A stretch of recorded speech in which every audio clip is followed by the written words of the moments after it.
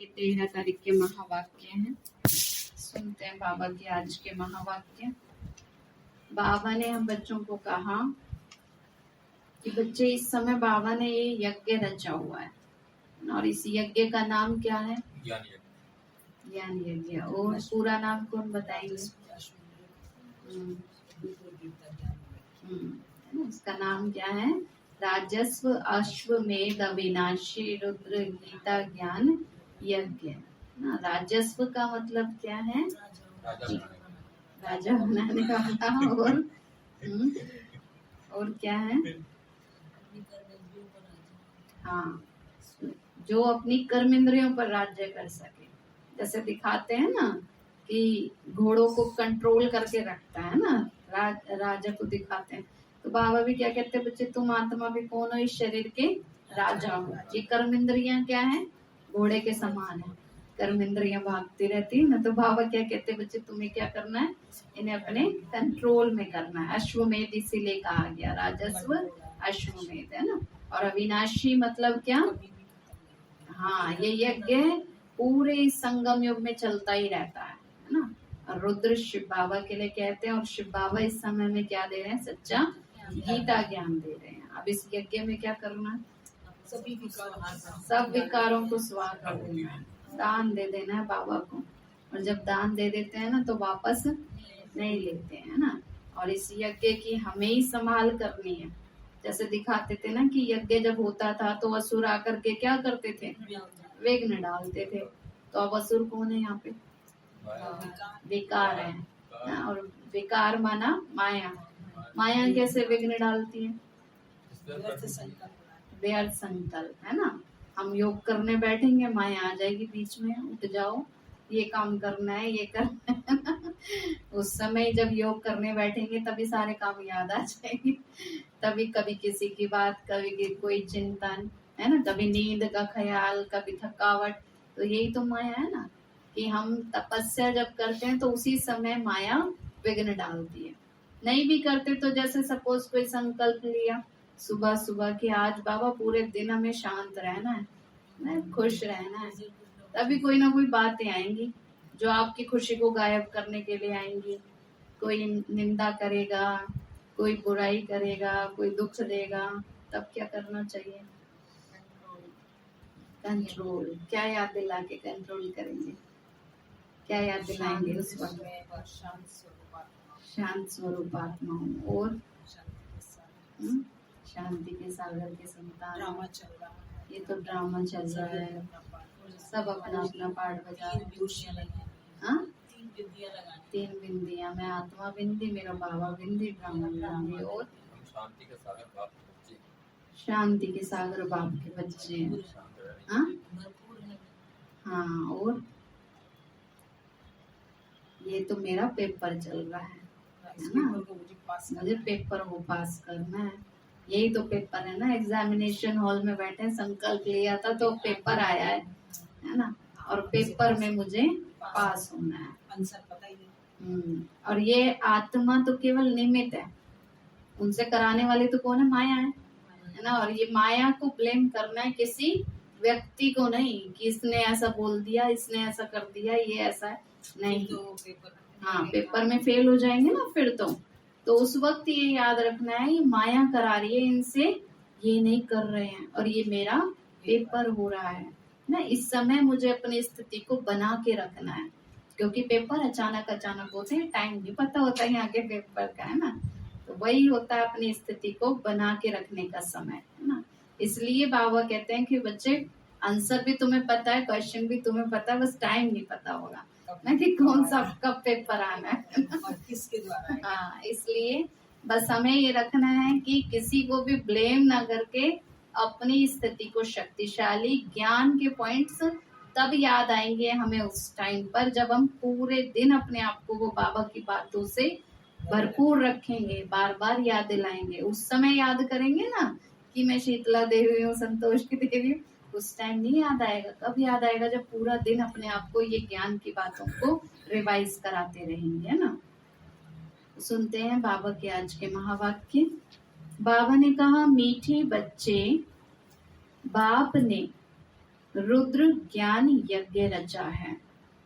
मीठे बच्चे, बाप ने रुद्र ज्ञान यज्ञ रचा है। तुम ब्राह्मण इस यज्ञ की संभाल करने वाले हो। तुम ब्राह्मण इस यज्ञ की संभाल करने वाले हो, इसलिए तुम्हें पवित्र जरूर रहना है। इसलिए तुम्हें पवित्र जरूर रहना है। प्रश्न है, अंत समय में बाप किन बच्चों को सहायता देते हैं? अंत समय में बाप किन बच्चों को सहायता देते हैं? किन बच्चों को? जो मददगार बनते हैं। उत्तर है, जो अच्छी रीति सर्विस करते हैं। जो अच्छी रीति सर्विस करते हैं उन्हें अंत में जब बहुत आफतें आएंगी उस समय सहायता मिलेगी। क्योंकि कहते हैं ना कि सेवा तो सबसे बड़ी मेवा है, सबसे बड़ा भाग्य है। जितना सेवा करेंगे तो उतना हमारा भाग्य बढ़ता जाएगा, और उस भाग्य का फल कि बाबा हर कदम पे हमें सेफ रखेंगे। तो जब बहुत आफतें आएंगी उस समय सहायता मिलेगी। जरूर जो बाप के मददगार बने, बाप उन्हें मदद करेंगे। भगवान भी तो बंधा हुआ है ना बच्चों की मदद करने के लिए। बाबा ने वायदा किया हुआ है बच्चों से, तो जरूर जो बाप के मददगार बने, बाप उन्हें मदद करेंगे। फिर दूसरा प्रश्न है, वंडरफुल मुखड़ा कौन सा है? उसका यादगार किस रूप में है? वंडरफुल मुखड़ा कौन सा है? उसका यादगार किस रूप में है? उत्तर है बाबा का ही है ना। तो उत्तर है शिव बाबा। जिसे अपना मुखड़ा नहीं है, वह जब इस मुखड़े का आधार लेते हैं तो ये हो जाता है वंडरफुल मुखड़ा, है ना। देखो वैसे भी जब बाबा की प्रवेशता होती है तो कितना अलग ही रूहानियत नजर आती है ना। देखो इसलिए वो तो सबसे ज्यादा ब्यूटीफुल तो शिव बाबा ही है, उससे ज्यादा ब्यूटीफुल तो कोई हो ही नहीं सकता। तो ये हो जाता है वंडरफुल मुखड़ा। इसलिए तुम बच्चे सम्मुख मुखड़ा देखने के लिए आते हो। देखो कितना दूर दूर से बच्चे आते हैं, कितना खर्चा कर करके भी आते हैं ना। तो केवल किस लिए कि एक बार बस बाबा से मिल लें, है ना। तो इसका यादगार रुण माला में मुखड़ा दिखाते हैं ना। वो मुख की ऐसे करके भक्ति में माला बनाई हुई है। गीत है, कितना मीठा कितना प्यारा शिव भोला भगवान। ओम शांति। बेहद का बाप कहते हैं, मैं एक ही बार 5000 वर्ष बाद बच्चों का मुखड़ा देखता हूँ। कितने टाइम बाद हम बाबा से मिलते हैं? 5000 वर्ष के बाद। बाप को अपना मुखड़ा तो है नहीं, शिव बाबा भी तो पुराने शरीर का लोन लेते हैं। तो तुम बाप दादा दोनों का मुखड़ा देखते हो, तब कहते हैं बाप दादा याद प्यार स्वीकार हो, है ना। जब बच्चे मिलते हैं तो बाबा को याद प्यार देते हैं, बाबा भी बच्चों को याद प्यार देते हैं। अब रुण माला बच्चों ने देखी है, उनमें मुखड़ा दिखलाते हैं। रुण माला बनाई जाती है तो शिव बाबा का भी ऐसे मुखड़ा देखेंगे। अब ये कोई को पता ही नहीं है कि शिव बाबा भी आकर शरीर का लोन लेते हैं ना। हालांकि शिव बाबा निराकारी है, लेकिन बच्चों से मिलने के लिए साकार तन का आधार लेना पड़ता है ना। इसलिए बाबा ने कहा जो भी बच्चे इस समय तपस्या करते हैं, सेवा करते हैं, तो उनका भी वो यादगार दिखाया है। अब ये कोई को पता ही नहीं है कि शिव बाबा भी तो आकर शरीर का लोन लेते हैं। शिव बाबा इस ब्रह्मा मुख से बोलते हैं, तो ये उनका मुख हो गया ना। इस समय एक ही बार बाप आकर बच्चों का मुखड़ा देखते हैं। बच्चे जानते हैं शिव बाबा ने ये मुखड़ा तो किराए पर लोन लिया हुआ है। संगम युग पर एक ही बार साकार रूप में हमारा बाबा से मिलना होता है। तो बच्चे जानते हैं, तो ऐसे बाप को अपना मकान किराए पर देने से कितना फायदा होता है। ब्रह्मा बाबा ने देखो जब शरीर दिया तो कितना उनको आनंद की, शांति की अनुभूति होती है और कितनी प्राप्ति भी होती है। पहले पहले तो इनके कान सुनते हैं, किनके? ब्रह्मा बाबा के। भल फट से तुम सुनते हो, परंतु तो भी सबसे नजदीक तो इनके कान है। तुम्हारी आत्मा तो दूर बैठी है ना, आत्मा कान द्वारा तो सुनेगी, तो थोड़ा फर्क रहता है ना। माना सबसे पहले तो ब्रह्मा बाबा के नजदीक कान है, बच्चों तक तो थोड़ा फर्क हो जाता। तुम बच्चे यहाँ आते हो सम्मुख मुखड़ा देखने, ये है वंडरफुल मुखड़ा। शिवरात्रि मनाते हैं तो जरूर शिव बाबा जो निराकार है वह यहाँ आकर प्रवेश करते हैं। तो उनका भी ये भारत देश हुआ ना। भारत है अविनाशी परम पिता परमात्मा का बर्थ प्लेस, क्योंकि उन्होंने तो एक दिन करके शिवरात्रि मना ली, लेकिन पूरा संगम युगी शिव बाबा का कार्य चल रहा है। तो पूरा संगम योगी क्या कहेंगे? शिवरात्रि की बाबा आकर इस कलयुग रूपी रात को दिन बनाते हैं। तो परमात्मा का तो बर्थ प्लेस भारत है, परंतु उनका बर्थ अन्य मनुष्यों सदृश नहीं है ना। शिव बाबा तो परकाया प्रवेश करते हैं, दिव्य लौकिक जन्म कहेंगे ना। तो स्वयं कहते हैं मैं आकर इनमें प्रवेश करता हूँ और फिर बच्चों को ज्ञान सुनाता हूँ। और तो सभी आत्माओं को अपना अपना शरीर है, मेरा कोई शरीर नहीं है। शिव का तो हमेशा लिंग रूप दिखाएंगे। रुद्र ज्ञान यज्ञ जब रचते हैं तो मिट्टी के गोल गोल लिंग बनाते हैं, सालिग्राम छोटे छोटे बनाते हैं, शिवलिंग बड़ा बनाते हैं। वास्तव में छोटे बड़े हैं नहीं, आत्मा का रूप कोई छोटा बड़ा नहीं होता ना। वो तो गुणों और शक्तियों में अंतर भले है, लेकिन रूप में नहीं। तो सिर्फ दिखाने के लिए है कि वह बाप है और वह बच्चे हैं। पूजा भी दोनों की अलग अलग करते हैं, समझते भी है ना। वह शिव है और वह सालिग्राम है। ऐसे तो नहीं कहते कि सभी शिव ही शिव हैं, नहीं ना। शिवलिंग तो बड़ा बनाते हैं और सालिग्राम छोटे छोटे बनाते हैं। तो ये सब बच्चे हैं ना, उनके साथ बाबा ने समझाया है कि इन सालिग्रामों की पूजा क्यों करते हैं। क्यों करते हैं? क्योंकि बाबा ने कहा क्योंकि तुम सब आत्माएं हो ना। तो आत्मा रूप में बाबा ने कहा जो बच्चे इस समय ईश्वरीय कार्य में सहयोगी बनते हैं तो उनकी शिव बाबा के साथ भी पूजा होती है और देव स्वरूप में भी पूजा होती है। तो तुम इस शरीर के साथ भारत को श्रेष्ठाचारी बना रहे हो। बाबा कहते हैं स्वयं भी श्रेष्ठ आत्मा बनते हो और पूरे विश्व की भी सेवा करते हो। शिव बाबा की श्रीमत सालिग्राम ले रहे हैं ना, हम बच्चे ले रहे हैं ना बाबा की श्रीमत। ये भी ज्ञान यज्ञ रचा हुआ है रुद्र शिव बाबा का। शिव बाबा बोलते हैं, सालिग्राम भी बोलते हैं। ऐसे चांस केवल इस संगम युग पर ही मिलता है हमें, इसी समय पर, कि हम बच्चे डायरेक्ट बाबा से बात कर सकते हैं, बाबा की बातें सुन सकते हैं, समझ सकते हैं, बोल सकते हैं ना।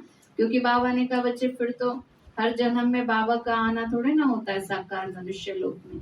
यही समय है जब हम बाबा से सब कुछ प्राप्त कर सकते हैं। हर जन्म में तो फिर क्या है, खर्च ही करना है। फिर बीच में शिव बाबा नहीं मिलते हैं देने के लिए।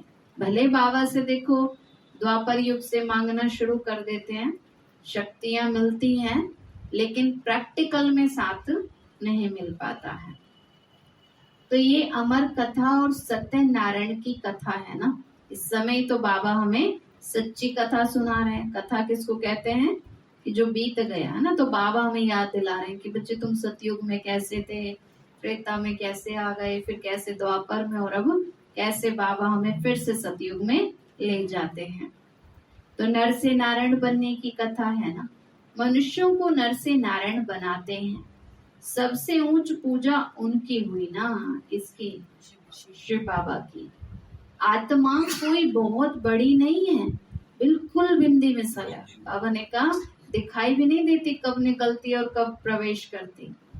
तो उसमें कितना नॉलेज है, छोटी सी आत्मा और कितना पार्ट बजाती है। जैसे आजकल छोटे छोटे वो बन जाते हैं ना मेमोरी कार्ड, उसमें कितना कुछ भर देते हैं तो ऐसी बाबा ने कहा आत्मा में कितनी नॉलेज है, तो कितना पार्ट भरा हुआ है। इतनी छोटी सी आत्मा कहती है मैं शरीर में प्रवेश कर पार्ट बजाता हूँ। शरीर कितना बड़ा है, शरीर में आत्मा प्रवेश होने से छोटेपन से ही पार्ट बजाने लग पड़ती है। अनादि अविनाशी पार्ट मिला हुआ है, आत्मा का पार्ट कभी घिसता नहीं है। शरीर तो जड़ है ना, उसमें जब आत्मा चैतन्य आत्मा प्रवेश करती है उसके बाद गर्भ में सजाएं खाने लगते हैं। जैसे जैसे हिसाब किताब बनता है तो फिर आत्मा का क्रिएट तो होता है ना, तो वो मिलता भी है। फिर सजाएं भी कैसे खाती हैं, भिन्न भिन्न शरीर धारण कर जिसको जिस रूप से दुख दिया है तो वह साक्षात्कार करते जाते हैं। अब कलयुग के समय में देखो जो भी हो रहा है ना, इंसिडेंट्स हो रहे हैं, कोई किसी को कुछ दुख दे रहा है, कुछ है, तो ये सब क्या चल रहा है? हिसाब किताब ही तो है ना। तो अलग अलग जन्म मिलता है, जल्दी जल्दी शरीर छूटता है, फिर जल्दी जल्दी अगला जन्म लेते हैं। तो ये क्या कर रहे हैं, सब अपने जल्दी जल्दी हिसाब किताब उतार रहे हैं। कहीं कर्जा लिया हुआ है, कहीं दिया हुआ है, तो चुकतू कर रहे हैं। बाबा कहते बच्चे जितना योग करते हैं तो इस तरह से नहीं आता सामने, योग करते हैं तो वो भस्म होता जाता है पापों का बोझ। क्योंकि योग में क्या होता है, रियलाइजेशन होता है ना, आत्मा को अपनी भूल का एहसास होता है, अपनी कमी कमजोरियों का ज्ञान होता है। और रियलाइजेशन होने से क्या होता है, जल्दी जल्दी परिवर्तन होता है।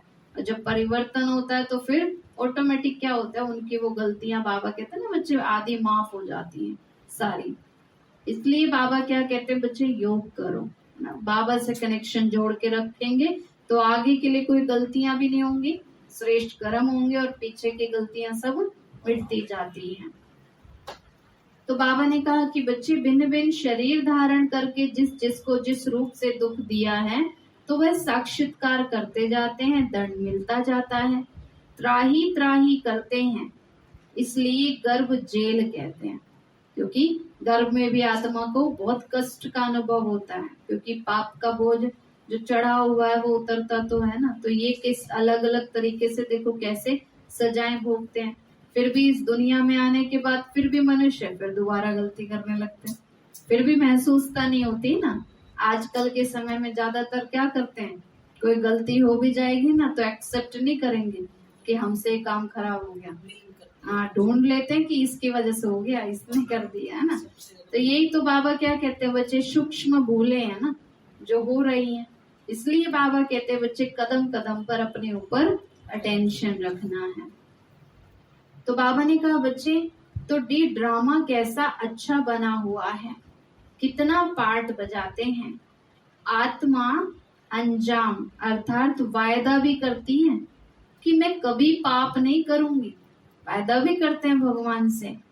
इतनी छोटी आत्मा को कितना अविनाशी पार्ट मिला हुआ है, 84 जन्मों का पार्ट बजाकर फिर रिपीट करते हैं, वंडर है ना।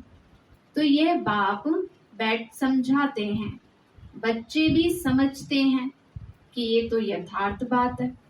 बच्चे भी जब बाबा की बातें सुनते हैं तो महसूस तो करते हैं कि बाबा ठीक कह रहे हैं, लेकिन जब कर्म क्षेत्र पर जाते हैं फिर बाबा की बातों को याद नहीं करते। और कोई व्यक्ति कोई बात कह दे 4 दिन तक रिपीट करते रहेंगे उस बात को इसने ऐसा बोल दिया, ऐसे कर दिया, और बाबा ने क्या बोला आज मुरली में, वो 1 घंटे बाद भी रिपीट नहीं करते। अभी तो आत्मा क्या हो रही है, खाली हो रही है ना, इसलिए तो व्यर्थ भरपूर हो रहा है। और जब व्यर्थ के संकल्प भरपूर हो जाते हैं तो क्या होता है, हमारे सोचने समझने की क्षमता खत्म हो जाती है। जैसे कोई वो मोबाइल होता है उसमें भी एक्सेस डाटा भर देते हैं तो हैंग हो जाता है। ऐसे ही बाबा ने कहा बच्चे व्यर्थ भरना नहीं है, जितना हो सके फुल स्टॉप, कोई बात नहीं ना। सब ड्रामा में सब क्या एक्टिंग कर रहे हैं, रोल चल रहा है, ना कुछ बातें साथ जाएंगी, ना कोई चीजें साथ जाएंगी, ना कोई व्यक्ति साथ जाना है। तो क्यों सोच रहे हैं किसी के बारे में, है ना, क्यों संकल्प चला रहे हैं। ये सोचे बस मेरा बाबा मेरे साथ है, सब कुछ अच्छा ही अच्छा होना है। तो इसलिए बाबा क्या कहते हैं बच्चे, सबका हिसाब बाबा रख रहा है, रिजल्ट बाबा ने देना है, कोई मनुष्य ने नहीं देना।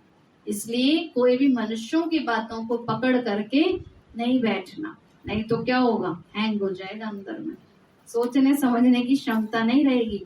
जब ज्यादा हम बातें पकड़ लेते हैं तो राइट और रॉन्ग की समझ खत्म होने लगती है ना, बुद्धि काम करना बंद कर देती है। इसलिए ये याद रखें कि बाबा मेरे साथ है, बातों को साथ नहीं रखना, नहीं तो बाबा का साथ छूट जाता है। तो बाबा ने कहा कि बच्चे तो इतनी छोटी आत्मा को कितना अविनाशी पाठ मिला हुआ है। तो यही बाप बैठ समझाते हैं, बच्चे भी समझते हैं। ये तो यथार्थ बात है ना, इतनी छोटी बिंदी में कितना पार्ट है। आत्मा का बहुतों को साक्षात्कार होता है, गाते भी हैं। आत्मा स्टार है जो इस प्रकृति के बीच में रहती है, कितना पार्ट बजाती है। इसको कहा जाता है कुदरत। कुदरत माना इतनी छोटी सी आत्मा इतना पार्ट बजाती है। नेचुरली तो कहेंगे ना, क्योंकि कोई उसमें पार्ट भरा थोड़े ना बैठ करके किसी ने। तुम तो जानते हो हम आत्मा एक शरीर छोड़ दूसरा लेते हैं, कितना पार्ट बजाते हैं। बाबा कहते हैं हर जन्म में अलग अलग रोल है, अलग अलग मित्र संबंधी है, अलग अलग पार्ट है। कोई किसी को याद रखता है, कोई किसी के साथ जाएगा, कोई भी नहीं, है ना। आत्मा का सफर तो अकेले है, साथी कौन है, एक बाबा है।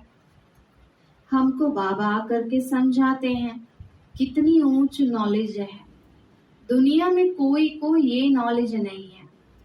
ये भी तो मनुष्य था ना, कौन, ब्रह्मा बाबा। इनमें अब बाप ने प्रवेश किया है। ऐसे नहीं कि गुरु गोसाई का चेला होगा या उससे रिद्धि सिद्धि सीखे हैं।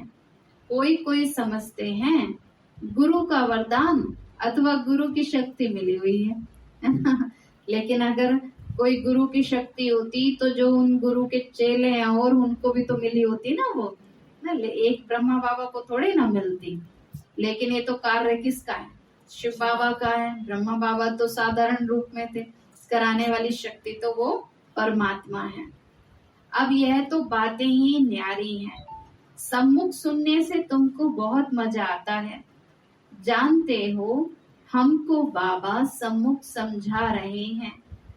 बाबा भी इतना छोटा है जितना हम आत्मा छोटी है। उनको कहा जाता है परम पिता, परम आत्मा, परम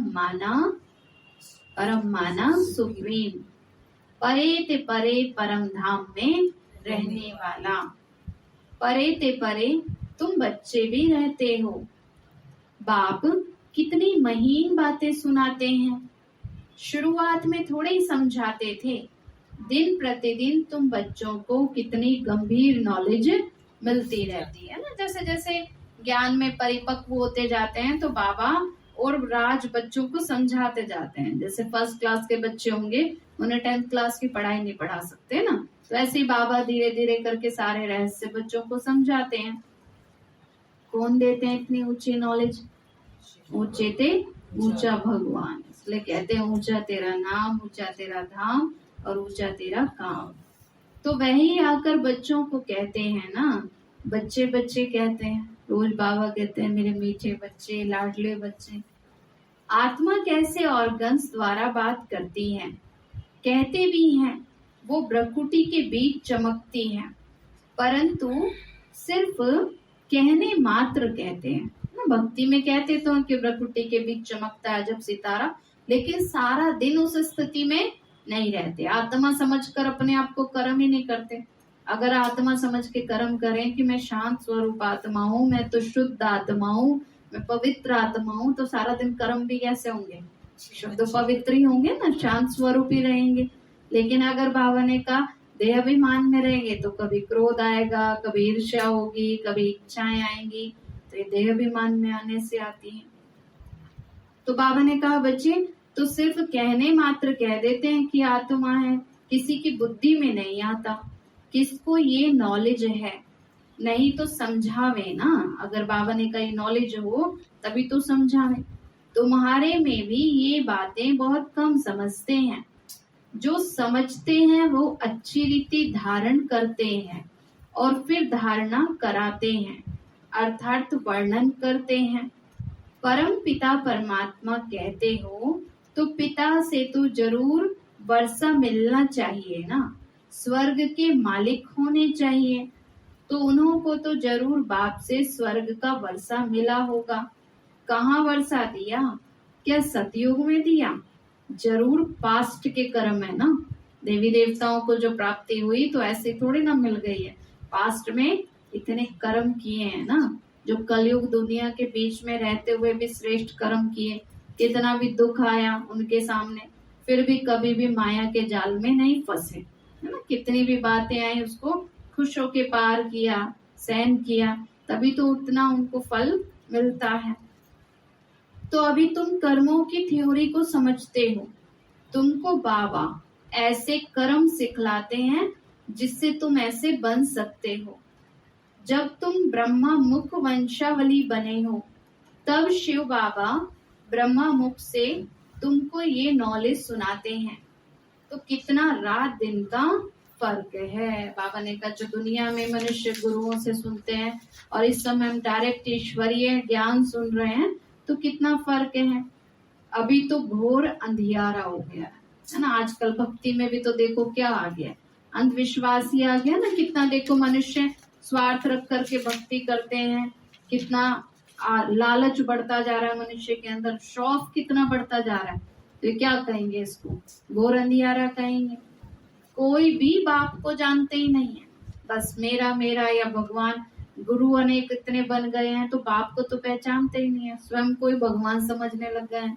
आजकल वो आत्मा से परमात्मा कह देते हैं तो कहते हैं हम में ही परमात्मा है, हम जो कर रहे हैं राइट कर रहे हैं।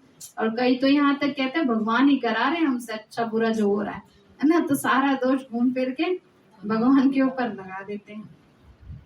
तो कहते हैं हम एक्टर्स पार्ट बजाने आए हैं इस कर्म क्षेत्र पर, परंतु हम कौन हैं, हमारा बाबा कौन है, ये कुछ भी पता ही नहीं है। सृष्टि चक्र कैसे फिरता है कुछ भी नहीं जानते। गाया भी हुआ है अहिल्याएं कुब्जाएं गणिकाएं जो हैं उनको आकर पढ़ाते हैं। तो इस समय बाबा आकर सभी आत्माओं का कल्याण करते हैं ना। बाबा कभी ये नहीं कहते कि तुम तो ऐसे हो, तुम्हें तो ये ज्ञान समझ में ही नहीं आएगा। बाबा क्या कहते हैं? बच्चे सब मेरे बच्चे हैं। और देखो परिवर्तन होते भी हैं। जेल में भी बाबा का कितना ज्ञान सुनाते हैं, है ना। जो डाकू होते हैं वो भी परिवर्तन हो जाते हैं ना। इसलिए बाबा कहते हैं कभी किसी के लिए ये नहीं सोचना चाहिए ये तो बदल ही नहीं सकता, ये तो ऐसे ही रहेंगे, तो चेंज ही नहीं हो सकते। नहीं, बाबा कहते हैं ऐसी बद्दुआएं किसी को नहीं देनी है। हमेशा सोचना है सब बाबा के बच्चे हैं, सबके अंदर दिव्यता है। देखो वो दिव्यता मर्ज होती है, लेकिन हमें क्या करनी है? उसको इमर्ज करनी है। उनके लिए दुआएं देकर, हिम्मत देकर, सहयोग देकर, स्नेह देकर वो दिव्यता को जागृत करना होता है ना। तो बाबा ने कहा बच्चे तो मनुष्य कुछ भी जानते नहीं ना, बाप आकर के पढ़ाते हैं। प्रदर्शनी में बहुत बड़े बड़े आदमी भी आते हैं, परंतु क्या बड़े बड़े आदमी भी आते हैं। हाँ, दुनिया के हिसाब से उनका नाम बहुत है, लेकिन भगवान को नहीं पहचानते ना। ज्ञान सुनने के लिए कहते हैं क्या करें, टाइम नहीं मिलता, जब फुर्सत मिलेगी तो आ जाएंगे। और देखो कार्य तो जिंदगी भर चल रही है, टाइम तो निकालने से निकलता है ना। जब तक लक्ष्य नहीं रखेंगे तो टाइम भी नहीं निकलेगा। अब कहीं शादी पार्टी में जाना होता है तो फटाफट से तैयार हो जाते हैं, और ज्ञान सुनने के लिए कहते हैं फुर्सत नहीं है। तो यही तो माया है ना, जो मन में ऐसे ऐसे विचार लाती है। तो बाबा ने कहा बच्चे तकदीर में ही नहीं है, बाप है ही गरीब निवाज, 100 में से मुश्किल कोई एक साहूकार निकलेगा। सो भी ऊंचा पद पाने का पुरुषार्थ कोई बिरला ही करते हैं। बाबा ने कहा ये लक्ष्य कोई बच्चे रखते हैं कि हमें ऊंचा पद पाना है, कैसे अपनी स्थिति को शक्तिशाली बना के रखना है, ज्ञान युक्त होकर के चलना है, बाबा की याद में रहना है। ये अटेंशन बहुत कम बच्चे रखते हैं, क्योंकि ज्ञान सुनना सुनाना तो सहज है, लेकिन प्रैक्टिकल में उसको यूज करना है। तो तुम हो गरीब, माताओं के पास बहुत पैसे आदि थोड़े ही रहते हैं। अब बाबा के ज्ञान में ज्यादातर भोली भोली माताएं आती हैं। अब उनके पास तो इतने पैसे आदि थोड़े ही ना रहते हैं, लेकिन जो धनवान होते हैं उनको अपने धन का ही इतना अहंकार आ जाता है कि बस ज्ञान सुनने की फुर्सत ही नहीं है। कन्याओं के पास भी कहाँ से आए, वह तो फिर भी हाफ पार्टनर है। माताएं तो फिर भी हाफ पार्टनर है। बाबा ने कहा कन्याओं के पास कहाँ से आए, कन्या को तो कुछ भी मिलता नहीं है, वह वहां चली जाती है, हाफ पार्टनर बनती है, वर्षा नहीं ले सकती है, बच्चे तो फुल मालिक होते हैं। तो ऐसी कन्याओं को ही पहले पहले बाप अपना बनाते हैं। बाबा कहते जो कन्याएं हैं वही आकर के देखो ज्ञान में आगे बढ़ती हैं, तो बाबा कितना ऊंचा उठा देते हैं। मम्मा ने कितनी सेवाएं की हैं। तो बाबा ने कहा एक तो पढ़ाई की ब्रह्मचारी लाइफ है, गरीब हैं, पवित्र हैं, इनकी ही पूजा होती है। जो कन्याएं हैं बाबा ने कहा इसलिए इनकी ही पूजा होती है, पवित्र भी हैं, है ना, ब्रह्मचारी भी हैं, कन्याएं हैं और गरीब भी होती हैं, तो भी बाबा देखो उनको शिव शक्तियां बना देते हैं। तो है तो सारी इस समय की बात है ना, कि इस समय बाबा ने देखो बहनों को कितना आगे बढ़ाया, इसलिए दुनिया में भी वंदे मातरम कहते हैं। तो इस समय तुम्हारी एक्ट चलती है जो फिर पूजी जाती है ना। बाबा ने कहा ये जो तुमने इस समय इतने सेवा की है, इतने श्रेष्ठ कर्म किए हैं, इसका ये गायन भक्ति मार्ग में होता है, पूजा की जाती है। शिव जयंती बगैर कृष्ण जयंती हो ना सके। शिव बाबा आते हैं तभी तो कृष्ण का राज्य आता है ना। तुम जानते हो शिव जयंती, फिर कृष्ण की, राम की जयंती। शिव जयंती से जगत अम्बा, जगत पिता का भी जन्म होता है। इसे दिखाते हैं ना, बीज से 2 पत्ते निकलते हैं पहले, है ना, ऐसे ही जगत अम्बा, जगत पिता का भी जन्म हुआ। तो जरूर जगत का ही तो वर्षा मिलेगा ना। बाबा भी तो पूरे आकर जगत का मालिक बच्चों को बनाते हैं। सारे जगत का ही मालिक तुम बनते हो। जगत माता है, जगत की मालिक। जगत अम्बा का बहुत मेला लगता है। ब्रह्मा को इतना नहीं पूजते हैं, क्योंकि कन्या रूप है ना मम्मा का, तो देखो कितनी पूजा की जाती है। तो बाप माताओं को आगे रखते हैं। शिव शक्तियां माताओं को सबने ठोकरें मारी हैं, खास पतियों ने, और ये तो पतियों का भी पति है। शिव बाबा सबका पत रखने वाला, माना रक्षा करने वाला है। कन्याओं को समझाते हैं ये जगत अम्बा की बच्चियां मास्टर जगत अम्बा हुई ना। देखो बाबा ने कितना बड़ा टाइटल दिया ना, तो सभी कौन है, मास्टर जगत अम्बा। तो ये बच्चियां भी माँ जैसे कार्य कर रही हैं। मम्मा मिसल तुम भी त्रिकालदर्शी हो, मेल फीमेल दोनों हैं, प्रवृत्ति मार्ग है ना, मेजॉरिटी माताओं की है, नाम भी इनों का बाला है। ब्रह्मा का इतना बाला नहीं है। सार सिद्ध ब्राह्मण ब्रह्मा को पूजते हैं। 2 प्रकार के ब्राह्मण होते हैं, सार सिद्ध और पुष्करणी। शास्त्र सुनाने वाले अलग होते हैं। तो ये सब बातें बाप बैठ समझाते हैं, कैसे ये चक्र फिरता है, कैसे मैं आता हूँ। वायदा तो है ना कि मैं फिर से 5000 वर्ष के बाद ज्ञान सुनाऊंगा ना। बाबा का ये अपने बच्चों से वायदा है। गीत में भी है ना, जो पास्ट हो जाता है वही फिर भक्ति मार्ग में गाया जाता है।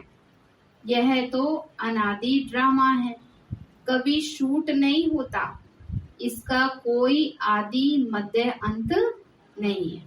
ऐसा नहीं कि स्पेशल बैठ करके कोई शूटिंग की गई है, नहीं, ये तो अनादि बना बनाया ड्रामा है, चलता ही आता है। बाप आकर समझाते हैं ये ड्रामा कैसे चलता है। 84 जन्म तुमको ही भोगना पड़ता है, तुम ही ब्राह्मण देवता क्षत्रिय आदि वर्ण में आते हो। शिव बाबा और ब्राह्मण दोनों को गुम कर दिया है, किसमें? विराट रूप के चित्र में, है ना। तो उनको जितना पता था बस उतने का बना दिया विराट रूप का चित्र, लेकिन जो मुख्य है शिव बाबा उसको भूल गए। बनाने वाला तो कौन है? शिव बाबा है ना। तो ब्रह्मा द्वारा तुम ब्राह्मण बनते हो, ब्राह्मण ही यज्ञ संभालते हैं। पतित तो यज्ञ की संभाल कर ना सके, यज्ञ जब रचते हैं तो विकार में नहीं जाते, यात्रा पर भी विकार में नहीं जाते हैं। तुम हो रूहानी यात्रा पर, तो विकार में जा नहीं सकते हो, नहीं तो विघ्न पड़ जाएगा। तुम्हारी है रूहानी यात्रा। बाबा कहते हैं मैं आता हूँ तुम बच्चों को ले जाने। अब ले जाएंगे, बाबा तैयार है, बाबा तो ले जाने के लिए लेकिन अब बच्चों को तैयार होने में टाइम लग रहा है। अब तो प्रकृति भी तैयार है, दुनिया वालों ने भी विनाश की तैयारी शुरू कर दी है ना। बाबा कहते बच्चे कब तैयार होंगे, अपना भी तो अब समय हमें डिसाइड करना है ना। तो बाबा कहते बच्चे मैं बच्चों को ले जाने आया हूँ, मच्छरों सदृश ले जाऊंगा। वहां हम आत्माएं रहती हैं, वह है परम धाम जहाँ हम आत्माएं निवास करती हैं। फिर हम आते हैं देवता क्षत्रिय वैश्य शूद्र बनते हैं, अभी फिर ब्राह्मण बने हैं। जो ब्राह्मण बनेगा वही स्वर्ग में चलेगा, क्योंकि पढ़ाई तो पढ़नी पड़ेगी ना, ऐसे तो सतयुग में जाएंगे नहीं। अब घर बैठे तो हम कितनी भी किताबें पढ़ते रहें, उससे थोड़ी सर्टिफिकेट मिल जाएगा, है ना। तो बाबा ने कहा बच्चे तो जो ब्राह्मण बनेगा वही स्वर्ग में चलेगा, वहां भी झूलों में झूलते हैं ना। बाबा ने कहा सतयुग में तो कितना आनंद का जीवन होता है, कितनी खुशियां, है ना, कितना प्रकृति भी सुखदायी होती है। वहां तो तुम रतन जड़ित झूलों में झूलेंगे। यहाँ तो सोचते हैं ना, कोई डायमंड का कोई गोल्ड की चीज खरीदने के लिए भी सोचेंगे। बाबा कहते वहां तो ये हीरे जवाहरात पत्थरों में सल होंगे। श्री कृष्ण का झूला तो कैसा होगा, कितना अच्छा हीरे जड़ित होगा ना, कितना अच्छा श्रृंगारते हैं। भक्ति मार्ग में भी देखो कितना सजाते हैं। तो बाबा ने कहा तो प्रैक्टिकल में जब श्री कृष्ण का राज्य होगा तो कितना अच्छा उनका जीवन होता। उनके साथ तो सबका ही प्यार है ना, गाते हैं ना भजो राधे गोविंद चलो वृंदावन। तो अभी तुम तो प्रैक्टिकल में ही वहां चलने के लिए तैयारी कर रहे हो, यहाँ तो केवल यादगार बनाए हुए हैं। बाबा कहते तुम तो प्रैक्टिकल में सतयुग दुनिया में जा रहे हो। जानते हो हमारी मनोकामनाएं पूरी होती हैं। बाबा ने क्या किया, सारी मनोकामनाएं पूरी कर दी ना, या रह गई कोई? जब भगवान मिल गया तो सब कुछ मिल गया, अब कोई इच्छा नहीं ना किसी से। अब कोई ये नहीं रखना कि हमारे लिए ये करें, ये ऐसे बोले ऐसे। बाबा मिल गया, उसके आगे और क्या है, कुछ भी नहीं चाहिए। अब भगवान से जो चाहे वो मिल सकता है, उससे कहना है हमें, किसी मनुष्य से नहीं। तुम जानते हो हमें हमारी मनोकामनाएं पूरी होती हैं, अभी हम ईश्वरीय पुरी में चलते हैं ना। बाबा कहते बाबा हमें कहाँ लेकर जा रहे हैं, अपने घर में शांति धाम में। फिर सतयुग में भी बाबा बच्चों को ले जाते। जानते हो ना बाबा सबको कैसे ले जाते हैं, मक्खन से बाल। ऐसे बाबा इस कलयुग दुनिया से बचाते हैं। बाप तुमको कोई भी तकलीफ नहीं देते। बाप है अपने बच्चों के लिए आया है, तो बच्चों को कैसे तकलीफ दे सकते। दुनिया में तो भगवान को हर चीज के लिए दोष दे देते, तो कैसे सहज बादशाही देते हैं ना। बाप कहते हैं जहाँ चलना है ना तो उस अपनी कृष्णपुरी को याद करो। जिस दुनिया में बाबा ले जा रहे हैं उसको याद करना है, इस दुनिया की बातों को नहीं याद करो।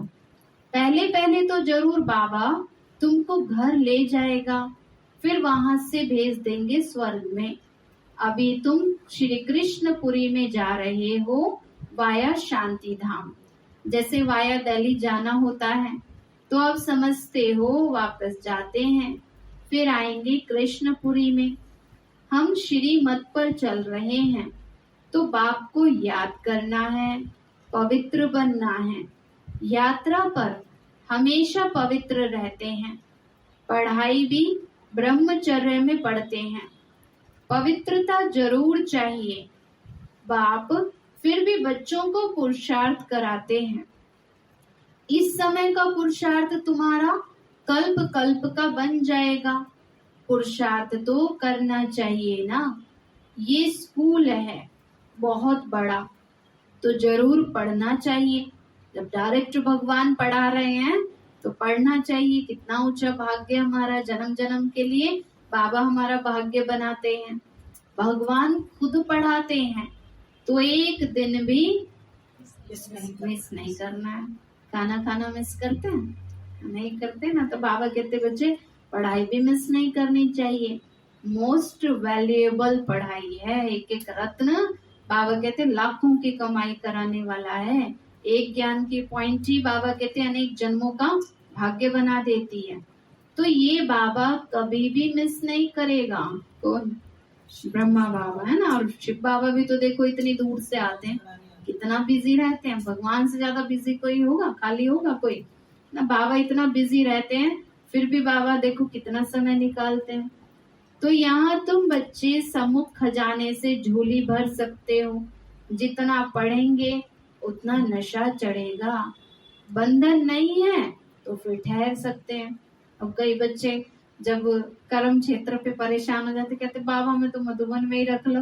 बाबा कहते बच्चे अपने जो है जिम्मेवारियां वो तो पूरी करनी है ना। बाबा कहते अगर बंधन नहीं है तो फिर ठहर सकते हैं, परंतु माया ऐसी है जो बंधन में बांध देती है। बहुत हैं जिनको छुट्टी भी मिलती है। बाबा कहते हैं पूरा रिफ्रेश हो जाओ। बाहर जाने से फिर वह नशा नहीं रहता है ना। बाबा के पास होते हैं तो हाँ जी बाबा यही करेंगे बाबा। फिर क्या होता है? फिर बाबा कहते बाहर जाते हैं तो फिर माया की चक्री में आ जाते हैं। बहुतों को सिर्फ मुरली पढ़ने से भी नशा चढ़ जाता है। बड़ी आफतें भी तो आनी है ना। बाबा कहते इसलिए ज्ञान रत्नों से अपने आप को भरपूर रखेंगे तभी तो आफतों को पार कर पाएंगे। जैसे कहते हैं ना जो योद्धा होते हैं ना हमेशा अस्त्र शस्त्र साथ में रख के चलते हैं। तो बाबा भी क्या कहते हैं बच्चे माया आएगी अलग अलग रूपों से तो अपने ज्ञान के अस्त्र शस्त्र साथ रखने हैं। मदद उनको ही मिलेगी जो मददगार बनेंगे, अच्छी रीति सर्विस करेंगे तो अंत में उनको सहायता भी मिलती है ना। देखो बाबा ने वायदा कर दिया बच्चों से, जो मददगार बनेंगे ईश्वरीय कार्य में उनको लास्ट समय पर भी मदद जरूर मिलेगी। अच्छा मीठे मीठे सिकी लदे बच्चों प्रति माता पिता बाप दादा का याद प्यार और गुड मॉर्निंग। रूहानी बाप की रूहानी बच्चों को नमस्ते। रूहानी हम बच्चों की रूहानी माता पिता बाप दादा को नमस्ते नमस्ते नमस्ते बाबा नमस्ते। शुक्रिया बाबा, शुक्रिया बाबा, शुक्रिया। धारणा के लिए मुख्य सार है पढ़ाई मोस्ट वैल्यूएबल है। पढ़ाई मोस्ट वैल्यूएबल है। स्वयं भगवान पढ़ाते हैं। स्वयं भगवान पढ़ाते हैं इसलिए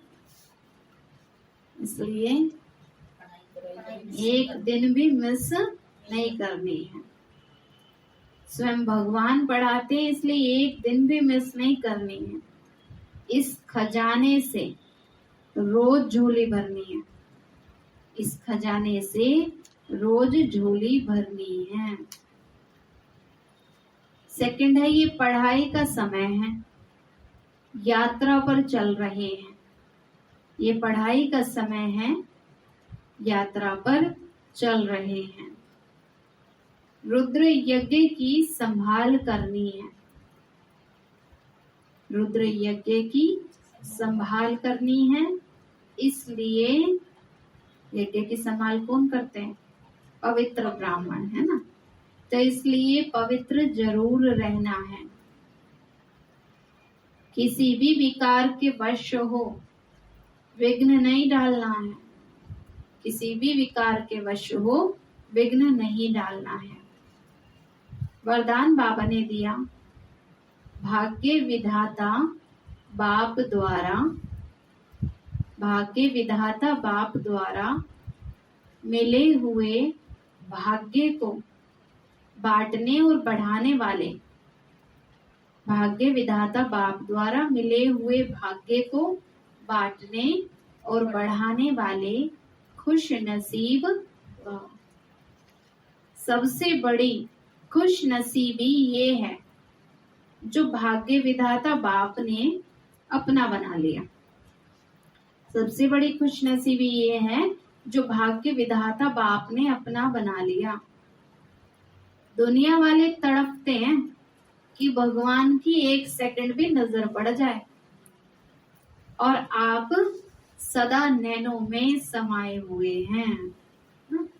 हमारा नाम कौन सी वाले लिस्ट में है? जिन्हें भगवान याद करते हैं। भगवान को तो सभी याद करते हैं, लेकिन भगवान किसको याद करते हैं? हम बच्चों को। तो दुनिया वाले तड़पते हैं कि भगवान की एक सेकंड की भी नजर पड़ जाए और आप सदा ही नैनों में समाये हुए हो। इसको कहा जाता है खुश नसीब। भाग्य आपका वर्षा है, सारे कल्प में ऐसा भाग्य अभी ही मिलता है। तो भाग्य को बढ़ाते चलो, जितना जितना बाबा को याद करते हैं, श्रेष्ठ कर्म करते हैं, एक एक कर्म से हमारा भाग्य बढ़ता जाता है। तो बढ़ाने का साधन है बांटना। क्या बांटना? ज्ञान बांटो, शक्तियां बांटो, दुआएं दो, सहयोग दो, स्नेह दो, तो बांटते जाओ, इतना भाग्य बढ़ता जाएगा। जितना औरों को बांटेंगे अर्थात भाग्यवान बनाएंगे, उतना भाग्य बढ़ता जाएगा। स्लोगन है निर्विघ्न और एक रस स्थिति का अनुभव करना है तो एकाग्रता का अभ्यास बढ़ाओ। निर्विघ्न और एक रस स्थिति का अनुभव करना है तो एकाग्रता का अभ्यास बढ़ाओ। एकाग्रता माना कि चारों तरफ की बातों से न्यारे, कोई कुछ बोल रहा है, कोई कुछ कर रहा है, उन बातों में जाना ही नहीं है। व्यर्थ है तो सुनो ही मत, देखते हुए भी मत देखो, सुनते हुए भी नहीं सुनो। बस एक बाबा और एक बाबा की बातें और एक बाबा की सेवा और एक अपना लक्ष्य, ये हमें याद रखना है। तो निर्विघ्न और एक रस स्थिति का अनुभव करना है तो क्या करना है? एकाग्रता का अभ्यास बढ़ाते जाओ। अच्छा, ओम शांति। क्या क्या करेंगे?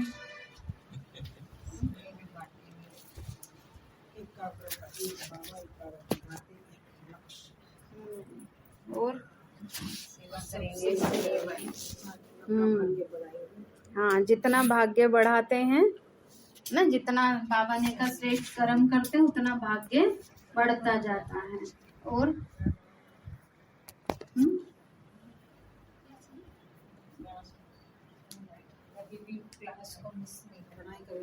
पढ़ाई कभी मिस नहीं करनी। रिकॉर्डिंग